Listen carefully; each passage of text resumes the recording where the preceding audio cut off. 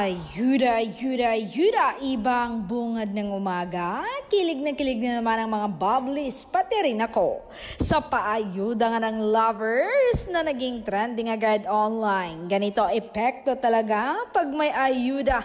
Effortless trending. Ang dami kasi nagkakalat ng fake news kung saan-saan. Ngayon, supalpal sila. Diba hindi kayo naniniwala na nagkita sila kahapon? Kailangan nyo pa ng resibo. Bawal nga kasi wala akong karapatan na maglabas kasi privacy nila iyon. Diba, na-miss talaga nila ang isa't isa, kaya't nag-date agad-agad pagkatapos ng mga ganap ng dalaga.